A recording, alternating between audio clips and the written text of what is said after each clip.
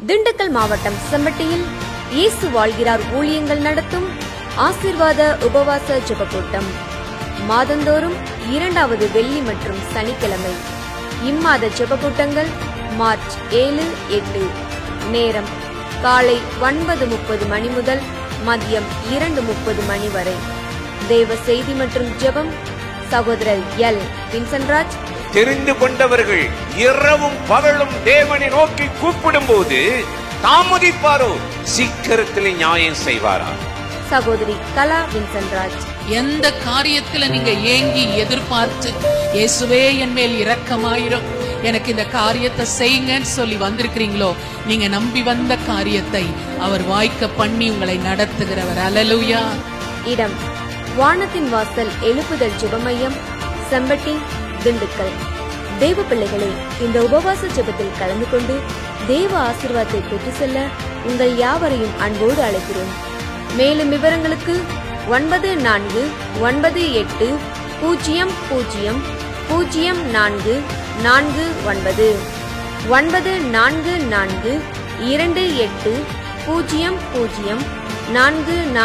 9428000449.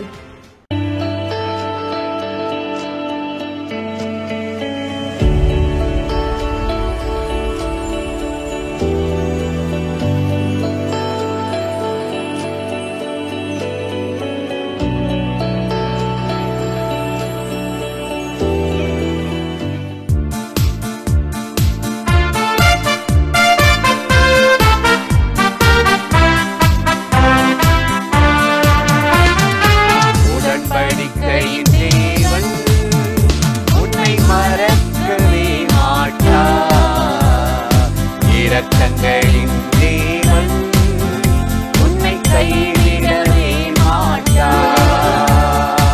உடன்படிக்கையின் தேவன் உன்னை மறக்கவே மாட்டார். இரக்கங்களின் தேவன் உன்னை கைவிடவே மாட்டார்.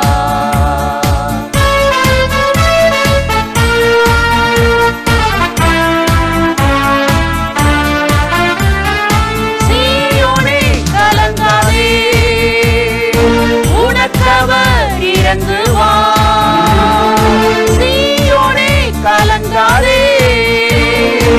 உனக்கவர் இறங்குவார். குறித்த காலமும் தயை செய்யும் நேரமும் உனக்கின்றே வந்துவிட்டது. குறித்த காலமும் தயை செய்யும் நேரமும் உனக்கின்றே வந்துவிட்டது. உடன்படிக்கையின் தேவன் உன்னை மறக்கவே மாட்டார். இரக்கங்களின் தேவன் உன்னை கைவிடவே மாட்டார்.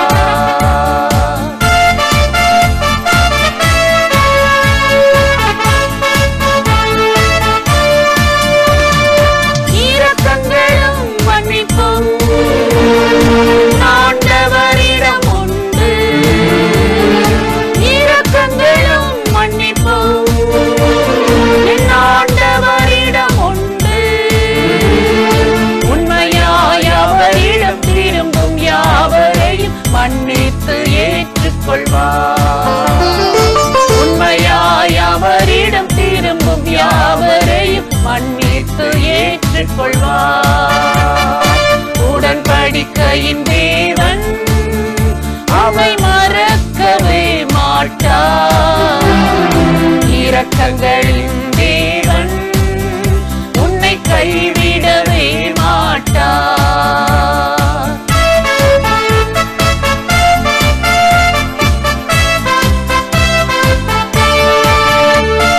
வியாதிகளும் வேதனையும் உன்னையும் வாட்டுதோ.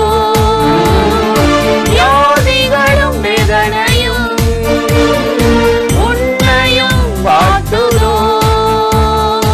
அப்பத்தையும் தண்ணீரையும்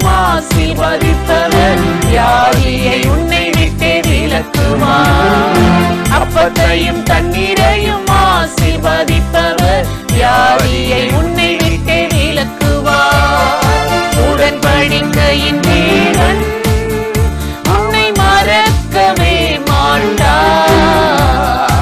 இரக்கங்களின் தேவன் உன்னை கைவிடவே மாட்டார். உடன்படிக்கையின் தேவன் உன்னை மறக்கவே மாட்டார். இரக்கங்களின் தேவன் உன்னை கைவிடவே மாட்டார். பிரியமானவர்களே, ஆண்டவராகிய இயேசு கிறிஸ்துவின் நாமத்தில் இந்த காலை நேரத்தில் இயேசுவை தினம் பார்ப்போம் என்ற இந்த நிகழ்ச்சி மூலமாக உங்களை சந்திப்பதில் மிகுந்த மகிழ்ச்சி அடைகிறேன். சங்கீதம் 25:11 நாம் வாசிக்கிறோம், கர்த்தாவே என் அக்கிரமம் பெரிது, உம்முடைய நாமத்தின் நிமித்தம் அதை மன்னித்தருளும் என்று ஒரு நல்ல ஜெபத்தை தாவீது ஏறெடுக்கிறதை நாம் வாசிக்கிறோம். என் அக்கிரமம் பெரிது என்று சொல்லி உணர்கிற ஒரு உணர்வுள்ள இருதயம் தாவீதுக்கு இருந்தது. வேதத்தில் நாம் வாசிக்கிறோம், தன் பிழைகளை உணர்கிறவன் யார் என்று வேதம் சொல்லுகிறது. நம்முடைய பிழைகளை நாம் உணர்கிற போதுதான் நம்முடைய வாழ்க்கையில் இருக்கிற அந்த பிழைகளிலிருந்து நாம் விடுவிக்கப்படுவோம், காப்பாற்றப்படுவோம்.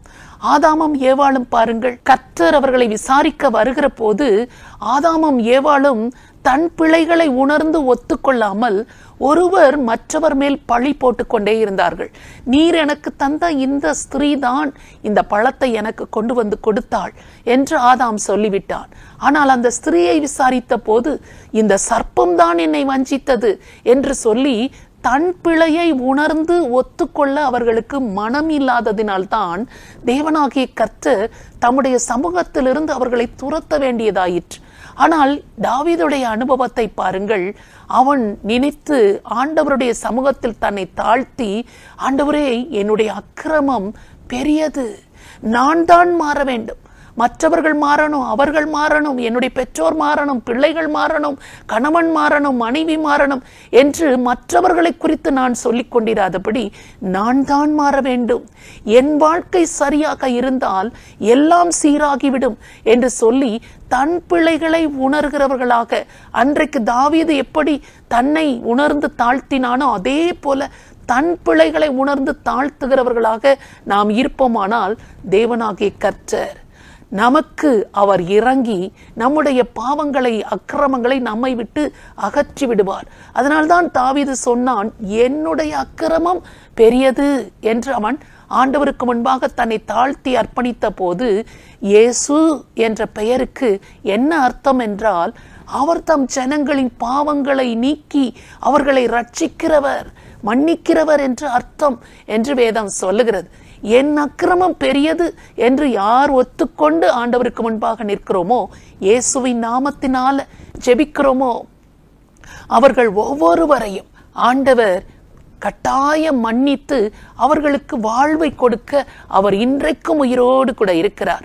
அதற்காகத்தான் நாம் ஆண்டவரை நோக்கி ஜெபிக்க போகிறோம். என் அக்கிரமம் பெரியது, என் பாவம் பெரியது, நான் தான் தவறு செய்திருக்கிறேன், எனக்குத்தான் மன்னிப்பு தேவை என்று சொல்லி பாவி என் மேல் கிருபையாயிரும் என்று ஆயக்காரன் ஜெபித்தது போல நாம் ஜெபிப்போமானால் அந்த கிருபையையும் அந்த மன்னிப்பையையும் ஆண்டவர் நமக்கு தந்து நம்மை ஆசீர்வதிப்பார். அந்த ஆண்டவரை நோக்கி இப்பொழுது நாம் ஜெபிப்போமா?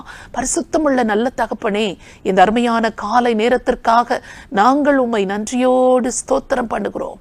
என் அக்கிரமம் பெரியது, உம்முடைய நாமத்தின் நிமித்தம் அதை எனக்கு மன்னித்தருளும் என்று சொல்லி தாவீது ஜெபித்தது போல, இயேசு என்ற நாமத்தின் நிமித்தம், அவர் தம் ஜனங்களின் பாவங்களை நீக்கி ரட்சிக்கிறவர் என்ற நாமத்தின் நிமித்தம் எங்களுடைய அக்கிரமங்களையும் மீறுதல்களையும் பாவங்களையும் எங்களுக்கு மன்னித்தருளும் என்று சொல்லி உம்மை நோக்கி நாங்கள் ஜெபிக்கிறோம்.